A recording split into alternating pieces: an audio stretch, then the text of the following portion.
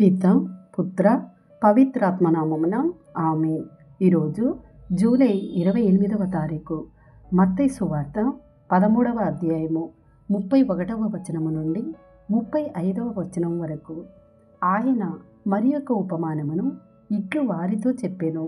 పరలోక రాజ్యము పొలములో నాటబడిన ఒక ఆవగింజను పోలియున్నది. అన్ని విత్తనముల కంటే అతి చిన్నదైనను పెరిగినప్పుడు అది పెద్ద గుబురై వృక్షమగును. దాని కొమ్మలలో పక్షులు వచ్చి గూళ్ళు కట్టుకొని నివసించును. ఆయన వారికి మరి ఒక ఉపమానమును ఇట్లు చెప్పెను. ఒక స్త్రీ పులిసిన పిండిని 3 కుంచముల పిండిలో ఉంచగా ఆ పిండి అంతయు పులియబారెను. పరలోక రాజ్యము దీనిని పోలియున్నది. యేసు జనసమూహములకు ఈ విషయములన్నీ ఉపమానములతో బోధించెను. ఉపమానములు లేక వారికి ఏమీ బోధింపడాయెను. ప్రవక్త పలికిన ఈ క్రింది ప్రవచనము నెరవేరునట్లు ఆయన ఈ రీతిగా బోధించెను. నేను ఉపమానములతో బోధించెదను.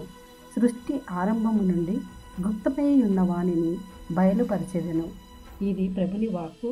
సర్వేశ్వరునికి వందనములు. పిత పుత్ర పవిత్రాత్మనామమున ఆమేన్. ప్రభువా, ఈ వాక్యాన్ని వింటున్న ప్రతి కుటుంబాన్ని ఆశీర్వదించండి. ఈ వాక్య పఠనము ప్రతి ఇంట సుగంధ పరిమళాలు వెదజల్ల చేయండి. మీ వాక్య పరిచర్య చేయుచున్న ప్రతి ఒక్కరిని దర్శించండి, ఆశీర్వదించండి, ముందుకు నడిపించండి.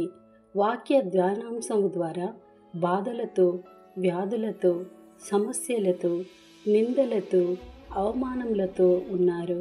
వారినందరినీ దర్శించమని యేసు నామములో అడిగి వేడుకుంటున్నాం తండ్రి. ఆమేన్.